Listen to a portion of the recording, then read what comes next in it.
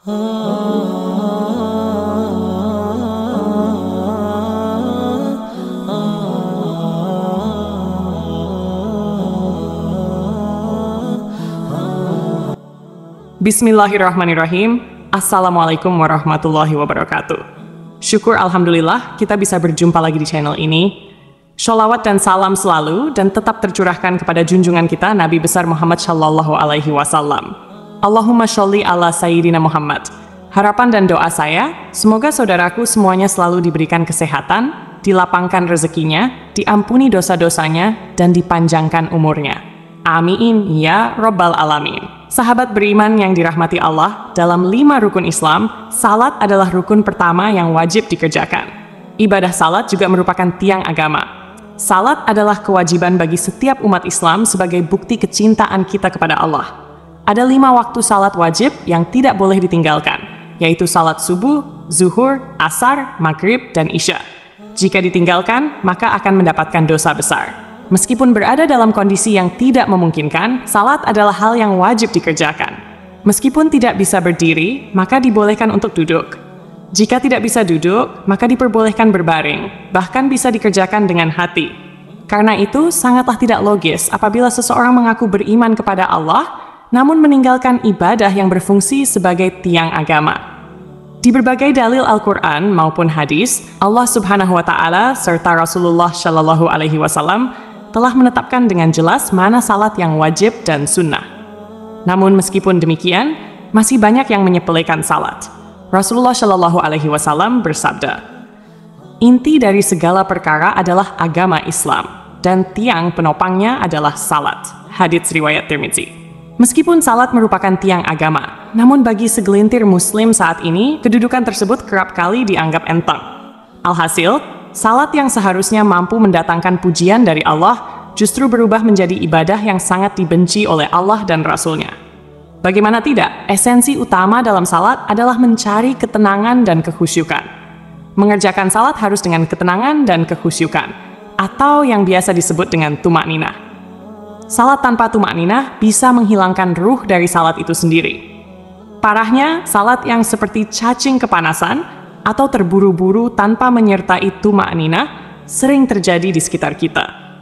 Ada hadis yang perlu kita ketahui, di mana Rasulullah pernah mengibaratkan orang yang salat tanpa tumakninah sama dengan kejahatan seperti seorang pencuri. Rasulullah Shallallahu Alaihi Wasallam bersabda, "Sejahat-jahat pencuri adalah orang yang mencuri dari salatnya." Para sahabat bertanya, "Wahai Rasulullah, bagaimana dia mencuri dari salatnya?" Beliau menjawab, "Orang yang tidak menyempurnakan rukuk dan sujudnya." Hadits riwayat Ahmad. Kondisi yang dijelaskan dari hadis ini ternyata berangkat dari pengalaman Rasulullah bersama para sahabat. Hari itu, setelah Rasul selesai salat berjamaah, tiba-tiba seorang laki-laki masuk ke dalam masjid dan langsung mengerjakan salat sendirian.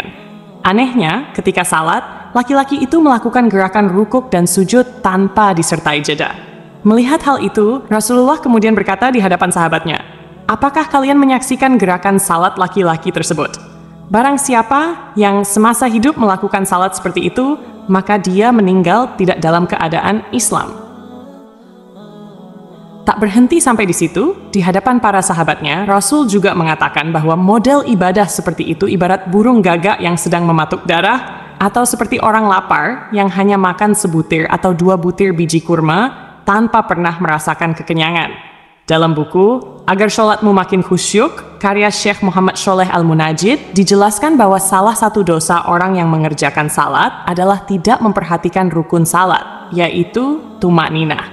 Memang, tidak ada yang bisa menyangkal bahwa perkara diterima atau tidaknya suatu amalan hanyalah ketentuan Allah Subhanahu wa Ta'ala.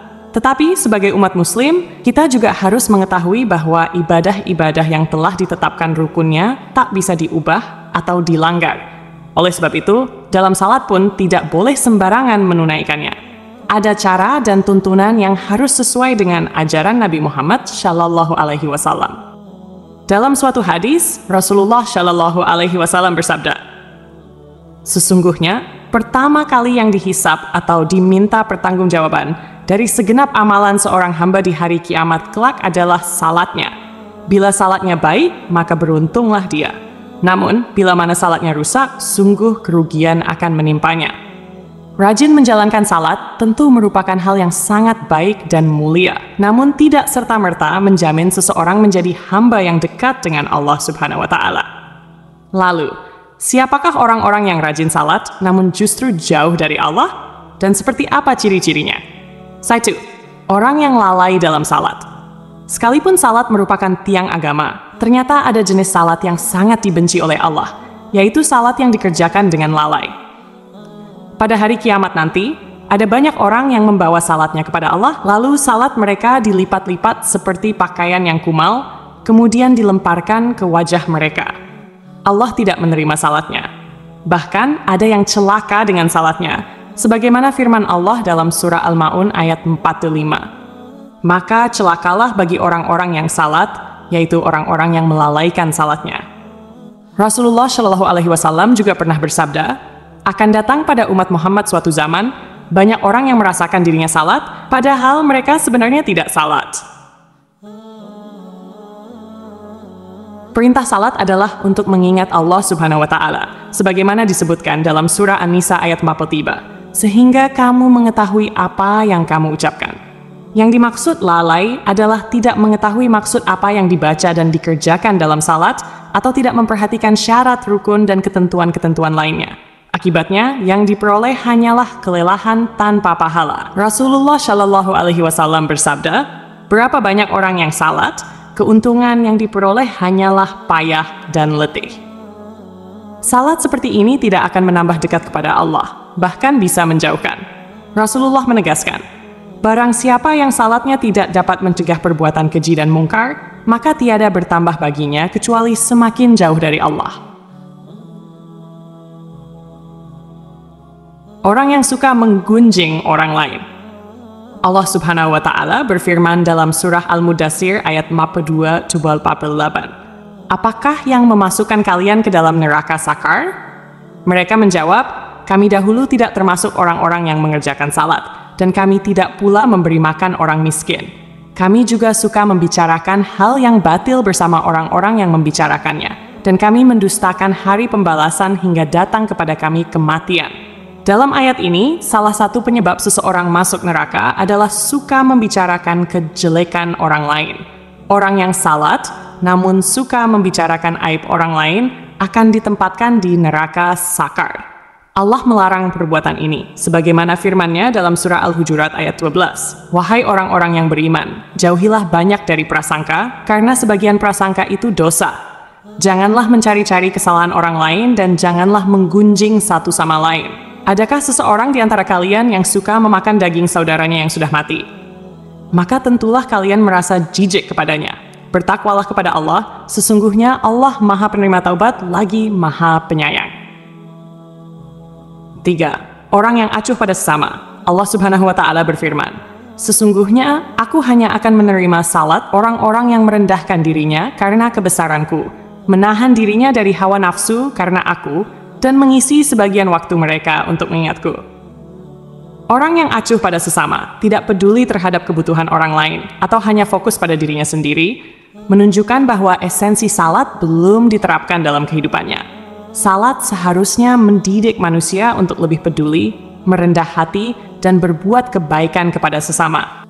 Siangnya untuk berzikir kepadaku, melazimkan hatinya untuk takut kepadaku, tidak sombong terhadap makhlukku, memberikan makan kepada orang yang lapar, memberikan pakaian kepada orang yang telanjang, menyayangi orang yang terkena musibah, serta memberikan perlindungan kepada orang yang terasing.